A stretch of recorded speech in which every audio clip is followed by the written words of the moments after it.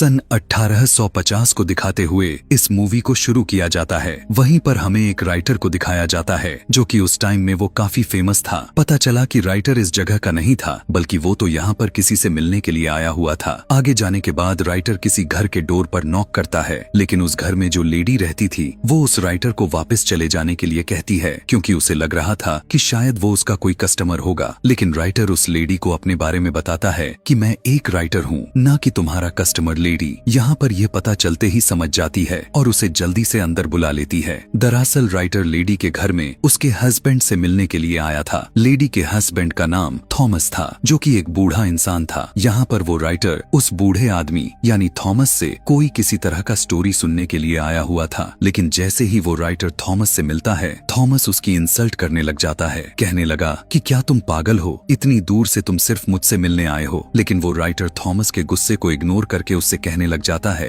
कि मैं आपके पास एक कहानी सुनने आया हूँ। यहाँ पर राइटर थॉमस से पैसों की ऑफर भी करने लगता है कि अगर आप मुझे वो कहानी सुनाते हैं तो मैं आपको सारे के सारे पैसे दे दूंगा। यह कहकर राइटर थॉमस के आगे सारे पैसे भी रख देता है, लेकिन थॉमस इन पैसों को लेने से साफ इनकार कर देता है और वो उस राइटर को कहने लगा कि तुम जाओ और गवर्नमेंट हिस्ट्री को चेक करो, वहाँ पर तुम्हें वो कहानी मिल जाएगी। लेकिन यहाँ पर जिद करते हुए राइटर कहने लगा कि वो रियल स्टोरी आपके मुंह से सुननी है, न कि किसी गवर्नमेंट हिस्ट्री से। यह बात सुनकर थॉमस को राइटर पर गुस्सा आ जाता है और वो उसे वहाँ से चले जाने के लिए कहने लग गया। साथ में थॉमस यह भी कहा कि मैं कुछ भी नहीं जानता। यह बात सुनकर वो राइटर काफी अपसेट हो गया और वहाँ से जाने लगता है। लेकिन थॉमस की वाइफ वहीं पर थी। वो राइटर को वहाँ से जाने नहीं देती, उसका रास्ता रोकने लग जाती है। थॉमस की वाइफ अपने हस्बैंड के बिहेवियर पर राइटर से माफी भी मांगती है। थॉमस की वाइफ राइटर से कहने लगी कि तुम उसकी किसी भी बात को दिल पर मत लेना, क्योंकि उस स्टोरी के बारे में थॉमस आज तक किसी को भी नहीं बताया, इवन मुझे भी नहीं। अब थॉमस की वाइफ खुद अपने हस्बैंड के पास जाकर उससे रिक्वेस्ट करने लग जाती है कि वो अपनी स्टोरी सुनाए और उस इंसिडेंट्स के बारे में जो उनके साथ घटना घटा हुआ था वो सब बता डाले। अपनी वाइफ की इमोशन को देखते हुए फाइनली थॉमस स्टोरी सुनाने के लिए एग्री हो जाता है। सबसे मेन बात तो यह था कि वे बहुत ही गरीब भी थे और उन्हें पैसों की जरूरत भी थी। इस वजह से थॉमस को मानना भी पड़ जाता है। जिसके बाद थॉमस उस राइटर को अपने पास बुलाता है और उससे कहता है कि मैं तुम्हें सिर्फ उतना ही स्टोरी सुनाऊंगा जितनी तुम बर्दाश्त कर सकोगे, क्योंकि ये कोई आम बच्चों की स्टोरी नहीं, बल्कि ये काफी दुखद भरी कहानी थी। थॉमस बताता है कि यह मेरे लाइफ का एक ऐसा इंसिडेंट थे जिसने मुझे बदल कर रख दिया। और अब थॉमस अपनी कहानी को सुनाना शुरू कर देता है। अपने उम्र से 30 साल पहले यानी साल 1820 को दिखाया जाता है। यह उस वक्त की बात है जब समुन्दर में व्हेल का शिकार किया जाता था। उस टाइम के समय में व्हेल का ऑयल काफी महंगा में बिकता था, इसीलिए उसका शिकार करके उसके अंदर से तेल निकाला जाता था। इस टाइम में बहुत सारे लोग व्हेल के ऑयल का बिजनेस किया करते थे। उस टाइम उनमें कोई नॉर्मल वाली बात नहीं थी, बल्कि लोगों में तो व्हेल का शिकार करना और उसके अंदर से उसका ऑयल निकालने का बहुत ही ज्यादा क्रेज था। इवन लोग इस बात पर बेट भी लगाया करते थे कि जितने भी शिप समुद्र में जा रहे हैं उसमें से ज्यादा ऑयल कौन सी शिप लेकर आने वाली है। वहीं पर हमें एक व्यक्ति को दिखाया जाता है जिसका नाम ऑनविन था। ऑनविन जो कि एक कंपनी के लिए काम करता था। ऑनविन की एक वाइफ भी थी जो अपने लाइफ में काफी खुश दिखाई दे रहा था। अब जबकि ऑनविन जिस कंपनी के लिए काम करता था उनका काम यह था कि वो भी व्हेल का शिकार किया करते थे। जाहिर सी बात है ये कंपनी भी ऑयल हासिल करने के लिए ही ऐसा किया करती थी। कुछ वक्त के बाद ऑनविन उस कंपनी के हेड से मिला। वे ऑनविन को बताने लगते हैं कि इस बार हम समुन्दर में व्हेल का शिकार करने के लिए अपना सबसे एक्सपेंसिव शिप भेजने वाले हैं। वे लोग ऑनविन को कहते हैं कि इस बार उस शिप का ऑफिसर हम तुम्हें बनाकर भेजेंगे। यह सुनते ही ऑनविन काफी अपसेट हो जाता है, क्योंकि इन लोगों ने ऑनविन से प्रॉमिस किया हुआ था कि अगली दफा तुम ही कैप्टन बनने वाले हो। लेकिन उन्होंने अपना वादा पूरा न करते हुए वो कैप्टन किसी और को बना रहे थे। वे जिसे कैप्टन बनाना चाहते थे उसका नाम जॉर्ज था। यहाँ पर हमें पता चला कि जॉर्ज इस कंपनी के ओनर का बेटा था। इस बार भी कंपनी के हेड्स ऑनविन से प्रॉमिस करते हुए यह वादा करते हैं कि अगली बार हम कोई गलत नहीं करेंगे और तुम्हें ही कैप्टन बनाएंगे। अब क्योंकि ऑनविन एक काबिल इंसान था, इसीलिए उसके सैलरी को बढ़ा दी जाती है। ढेर सारी रकम को देखते हुए ऑनविन उनकी बातों को स्वीकार कर लेता है। आगे हम देखते हैं कि ऑनविन शिकार पर जाने के लिए तैयारी कर रहा था। यहाँ पर देखते हैं कि ओविन की वाइफ उसके जाने पर बिल्कुल भी खुश दिखाई नहीं दे रही थी। वो ओविन से कहने लग जाती है कि तुम मुझसे प्रॉमिस करो कि तुम जल्द से जल्द बिल्कुल सही सलामत तरीके से मेरे पास आओगे। ओविन की वाइफ उसे एक लॉकेट भी पहना देती है ताकि ओविन को उसका ये प्रॉमिस याद रहे। इसके बाद हमें वही लड़का जॉर्ज को दिखाया जाता है जो शिप का कैप्टन था। वहाँ पर जॉर्ज का फादर को भी दिखाया गया, जहाँ पर जॉर्ज का फादर अपने बेटे से कहने लगा कि बेटा जाओ और कामयाबी को हासिल करके ही वापस आना। फिर सभी लोग जिन्होंने शिकार पर जाना था वो सारे के सारे एक जगह पर आकर इकट्ठा हो जाते हैं। उन लोगों को भेजने के लिए वहाँ पर सिटी के काफी लोग भी आए होते हैं। वहीं पर हमें एक यंग लड़के को दिखाया जाता है जिसका नाम थॉमस था। जी हाँ, बिल्कुल हम सही सुन रहे हैं, ये वही यंग थॉमस है जो बूढ़ा लाचार होकर अभी हमें कहानी सुना रहा है। यहाँ पर थॉमस शिकार के लिए समुंदर में पहली बार जा रहा था। उसी शिप में ओविन के बचपन का फ्रेंड भी था और उसके और भी बाकी के फ्रेंड्स के साथ साथ उनके साथी थे। इसके बाद ओविन और कैप्टन जॉर्ज एक दूसरे से मिलते हैं और यहीं से उन दोनों में अड़चन शुरू हो जाती है, या कहें कि उनमें नोक झोंक चलने लग जाती है, क्योंकि ओविन पर कैप्टन होने का रोब जॉर्ज जमाए जा रहा था। लेकिन ओविन तो सुनने के अलावा कुछ भी तो नहीं कर सकता था, क्योंकि जॉर्ज कैप्टन था और उसे उसके अंडर ही काम करना होगा। फिर ये लोग अपने सफर पर चल पड़ते हैं, लेकिन थोड़ी ही दूर गए ही थे कि पता चला कि शिप में कुछ खराबी आ गई है। ऐसा फील हो रहा था कि जैसे शिप एक ही जगह पर फंसकर रुक गया हो। लेकिन यहाँ पर ओविन अपने स्किल्स इस्तेमाल करके उस काम को बहुत ही अच्छे तरीके से हैंडल करता है। अब जाहिर सी बात है ओविन ऐसा इसलिए कर पाया क्योंकि वो बहुत ही ज्यादा एक्सपीरियंस था। लेकिन कैप्टन जॉर्ज जो था वो ऐसा कुछ भी नहीं था, मतलब कि ये कि उसमें कोई भी ऐसा स्किल्स वगैरह नहीं थी। इसीलिए जब वो ओविन की स्किल्स और उसके एबिलिटी को देखता है तो वो उससे जेलस हो जाता है और इसी बात का बदला रात के टाइम डिनर करते हुए लेता है। यहाँ पर जॉर्ज ओविन की काफी इंसल्ट करता है कि तुम गरीब हो और तुम सिर्फ एक फॉर्मर के बेटे हो। अब क्योंकि ओविन से इंसल्ट बर्दाश्त नहीं होता और वो कुछ कर भी नहीं सकता था, इसीलिए वो वहाँ से उठकर चला जाता है और अपने साथियों से कहता है कि कल सुबह हमें जल्दी से उठना है। उस शिप पर हम यह बात नोटिस कर पाते हैं कि उस शिप पर गरीब लोगों को ज्यादा इंपॉर्टेंस नहीं दी जाती थी, बल्कि उन्हें हमेशा छोटा ही समझा जाता था। अगले दिन जॉर्ज फिर से ओविन को ऑर्डर लगाने लग जाता है और ना चाहते हुए भी ओविन को जॉर्ज का ऑर्डर मानना ही पड़ता था। लेकिन तभी ओविन का ध्यान एक समुद्री तूफान पर जाती है। यही बात वो जॉर्ज से शेयर करता है कि आगे समुद्री तूफान है, हमारे लिए खतरा है, इसीलिए हमें शिप को वापस मोड़ लेना चाहिए। लेकिन जॉर्ज ओविन की बात कहाँ मानने वाला था और शिप को तूफान में ले जाने का ऑर्डर दे देता है। और जब वो लोग तूफान में एंटर करते हैं तो वो लोग वहाँ पर फंस जाते हैं। तूफान में ओविन चिल्लाए जा रहा होता है कि शिप को वापस मोड़ लिया जाए जल्दी से, लेकिन जॉर्ज अभी तक अपने जिद पर ही अड़ा हुआ था और वो शिप को और भी तूफान के अंदर लेकर जाने लग जाता है। ऐसा करने से उनके लिए काफी खतरा था, उनकी जान के खतरे के साथ शिप के डूबने का खतरा था। लेकिन किसी तरह करके वो तूफान से बाहर आ जाते हैं। इसके बाद जॉर्ज ओविन को कहता है तुम सबके सामने मुझसे सॉरी कहोगे और हम शिप को वापस अपने आइलैंड पर लेकर जाएंगे। इसका मतलब है कि हम व्हेल के शिकार के बगैर ही यहाँ से वापस चले जाएंगे। लेकिन यहाँ पर ओविन जॉर्ज को काफी समझाने की कोशिश करता है कि देखो, सिचुएशन को समझने की कोशिश करो, हम शिप को खाली हाथ ही नहीं मोड़ सकते,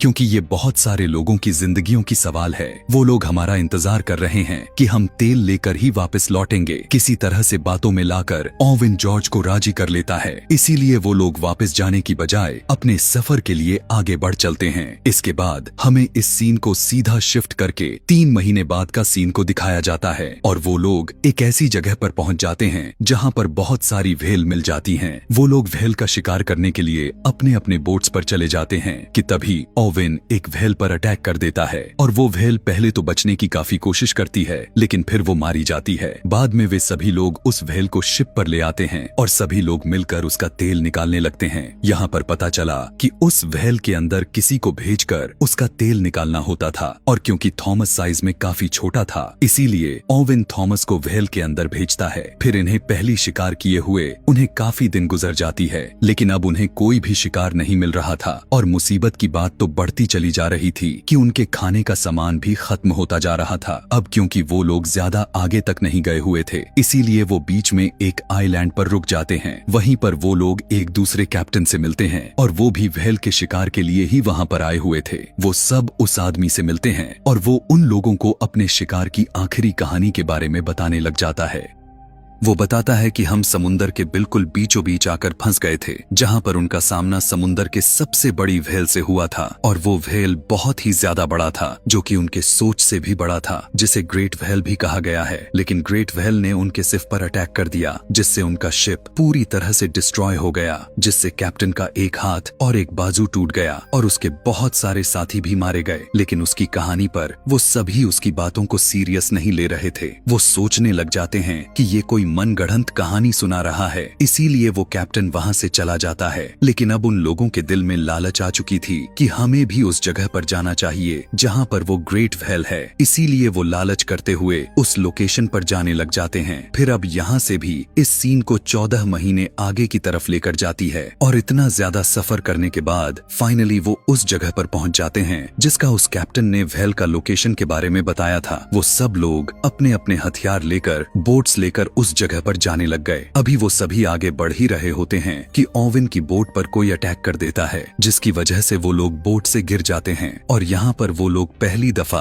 अपने आंखों के सामने इतना बड़ा व्हेल को यानी उस ग्रेट व्हेल को देखते हैं। यह बिल्कुल वैसा ही व्हेल था जैसा कि उस कैप्टन ने स्टोरी सुनाई हुई थी, लेकिन वो ग्रेट व्हेल वहाँ से जाने लग गई और ओवेन के जो बाकी के साथी थे वो अभी तक बोट में ही बैठे हुए थे, इसीलिए वो मौके का फायदा उठाकर वो एक व्हेल पर अटैक कर देते हैं, जिससे वो व्हेल को तो मारने में कामयाब तो हो जाते हैं, लेकिन उन्हें ऐसा करते हुए वो ग्रेट व्हेल देख लेती है, इसीलिए वो सीधा आकर अचानक से उनके शिप पर ही अटैक कर देती है, जिसकी वजह से शिप डूबने लग जाती है। जॉर्ज भी बोट में बैठा हुआ यह सब कुछ देख रहा था, इसीलिए वो व्हेल को छोड़कर वापस अपने शिप की तरफ आने लगता है। अब क्योंकि उनका शिप डूबने लगा था तो इसीलिए जॉर्ज सभी को ऑर्डर देता है कि वो शिप को जल्दी से छोड़ दे। सभी लोग अब बोट्स में आ गए। अब जितना भी खाना पीना इनके हाथ लग गया था वो उसे ले लेते हैं। इसके बाद अगले दिन हम देख पाते हैं कि वो वहाँ से निकलने के लिए समुद्री मैप को देख रहे थे, लेकिन उन लोगों का अब वहाँ से निकल पाना काफी मुश्किल हो गया था,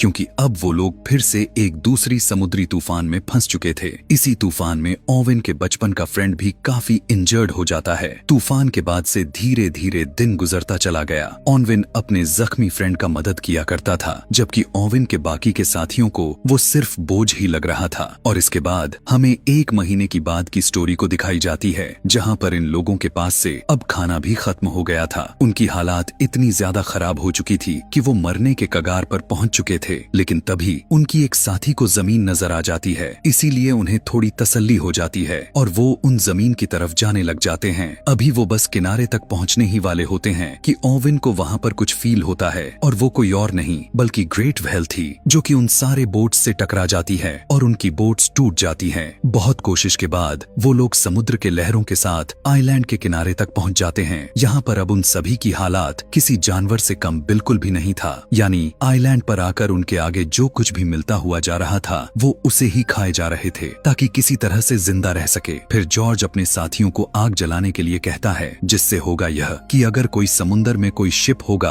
तो उन लोगों तक हमारी लोकेशन पहुंच जाएगी और वो हमें यहाँ से लेकर चले जाएंगे जहाँ पर वो लोग अब बुरी तरह से फंसे हुए थे। वो एक बंजर आइलैंड था, वहाँ पर किसी तरह की आबादी तो बिल्कुल भी नहीं थी। फिर एक दिन खाने की तलाश में उन्हें आइलैंड पर एक केव मिल जाती है, जिसके अंदर बहुत सारे इंसानों की स्केलेटन्स पड़े हुए थे। इसका मतलब साफ था कि वहाँ पर पहले भी लोग आकर फंस चुके थे और खाना न मिलने की वजह से और न ही किसी के आने की वजह से वो सभी के सभी घुट घुट कर मर गए। इसीलिए इनकी कंकालों को देख देख कर सोचे जा रहे थे कि वो भी एक दिन उन्हीं लोगों की तरह ही घुट घुट कर मर जाएंगे। लेकिन यहाँ पर वो लोग इस आइलैंड को छोड़ने का फैसला करते हैं और अपने टूटे हुए बोट्स को रिपेयर करने लग जाते हैं। उनमें से कुछ लोग आइलैंड पर रहने का ही डिसाइड कर लेते हैं और उन लोगों में ओवेन के बचपन का फ्रेंड भी शामिल था। लेकिन जाते जाते ओवेन अपने फ्रेंड से प्रॉमिस करता है कि मैं तुम्हारे लिए हेल्प जरूर लेकर आऊंगा। फिर हमें इसके बाद 48 दिन के बाद की कहानी दिखाई जाती है और उन लोगों का अब काफी बुरा हाल हो चुका था। खाए पिए बगैर वो लोग बहुत मुश्किल से ही जिंदा रह रहे थे और फिर हमें दिखाया जाता है कि उनका एक साथी को कुछ न मिलने यानी भूख की वजह से मर जाता है। तब ओवेन का एक फ्रेंड उसकी डेड बॉडी को समुद्र में फेंकने वाला था, लेकिन बहुत ही दुखद के साथ वो लोग काफी अजीब चीज डिसाइड करते हैं। वो डिसीजन लेते हैं कि हम इसे फेंकेंगे नहीं बल्कि हम इसे खाएंगे। अब क्योंकि ऐसा करना तो उनके लिए काफी मुश्किल होने वाला था, लेकिन इसके अलावा उनके पास कोई और भी ऑप्शन भी तो नहीं था। सभी लोगों के रूह कांप उठे थे, लेकिन जिंदा रहने के लिए उन्हें कुछ तो करना ही था, क्योंकि वो सभी एक ऐसी सिचुएशन में फंसे पड़े थे कि वे बिल्कुल बेबस लाचार हो चुके थे। इसीलिए ना चाहते हुए भी वो सभी अपने उस फ्रेंड को खाना शुरू कर देते हैं। और यहाँ से सीधा कहानी वापस से प्रेजेंट टाइम में आ जाती है, जहाँ पर हमें बूढ़ा थॉमस दिखाया जाता है। यहाँ पर यही सब सोच सोच कर थॉमस काफी दुखी हो चुका था कि हमें अपने ही साथी के डेड बॉडी को खाना पड़ा था। लेकिन तभी ऑनविन की वाइफ भी वहाँ पर रोते हुए आ जाती है। वो अपने हस्बैंड की दुख भरी कहानी को सुनकर और भी ज्यादा दुखी हो चुकी थी। फिर वो थॉमस को कहती है कि वो अब हमें यहाँ से आगे की स्टोरी सुनाए। फिर उसी इंसिडेंट के बाद हमें 1 महीने के बाद का सीन दिखाया जाता है, जहाँ पर ये लोग अभी तक भी समुद्र में फंसे पड़े थे और वहीं बीच समुद्र में भटक रहे थे। अब क्योंकि दोबारा से भूख की वजह से उनका काफी बुरा हाल हो चुका था, इसीलिए वो मजबूर होकर अपने आप को सरवाइव करने के लिए आपस में ही एक गेम खेलते हैं, जिस गेम में अगर कोई हार जाता था तो उसे मार दिया जाता था और बाद में वो सारे साथी मिलकर उसे खा लेते थे। यहाँ पर ये नजारा इतना दर्दनाक हो चुका था कि किसी का भी रूह कांप उठता। ऐसा ही गेम चलता रहा, लेकिन इसी गेम में एक दिन कैप्टन जॉर्ज हार जाता है। जॉर्ज अपने कजन को गन देते हुए कहता है कि तुम मुझे शूट कर दो और मुझे मार डालो, लेकिन जॉर्ज का वो कजन उसे शूट करने की बजाय अपने आप को ही मार लेता है और बाकी लोग मिलकर उसे खा लेते हैं। फिर एक दिन एक बार फिर से वही ग्रेट व्हेल दिख जाती है। उसे देखकर ओवेन उस व्हेल पर अटैक करने ही वाला था कि तभी ओवेन उस व्हेल का आंख देख लेता है। इसीलिए ओवेन उस व्हेल पर अटैक नहीं करता और वो भी वहाँ से चली जाती है। फिर काफी दिन के बाद एक दूसरी शिप दिखाया गया और उस शिप पर सवार हुए लोग उस बोट को देख लेते हैं। इसीलिए वो लोग उनकी हेल्प करते हैं और शिप का कैप्टन यह देखता है कि बोट में इंसान के कंकाल पड़ी हुई हैं, तो वो काफी दंग रह जाता है। और वो बोट जिसमें ओवेन के साथ थॉमस था, वो तो दूसरी बोट से अलग हो चुके थे। ओवेन और थॉमस का काफी बुरा हाल हो चुका था। वो घुट घुट कर भूख की वजह से मर रहे थे, लेकिन तभी थॉमस की नजर एक शिप पर पड़ती है और वो उस शिप को बुला लेते हैं और फिर इस खतरनाक सिचुएशन से बाहर निकल जाते हैं। यहाँ पर अब फाइनली उन लोगों को बचा लिया जाता है और कुछ दिनों के बाद उन्हें उनके घर पर लाया जाता है, जहाँ पर सिटी के लोग उन लोगों को देखकर काफी हैरान रह जाते हैं, क्योंकि उन्होंने तो एक्सपेक्ट किया हुआ था कि ये तो कब से ही मरकर खत्म हो गए होंगे। वहीं पर ओवेन की वाइफ भी ओनविन की वेट कर रही थी। दोनों पास आकर गले लग जाते हैं। फिर उसी दिन ओनविन और थॉमस मिलते हैं, जहाँ पर ओनविन थॉमस को निशानी के तौर पर अपने व्हेल पिन को दे देता है। इसके बाद कंपनी के लोग ओनविन और जॉर्ज को बुलाते हैं उनसे स्टोरी सुनने के लिए, जो उनके साथ समुद्र में हुआ था।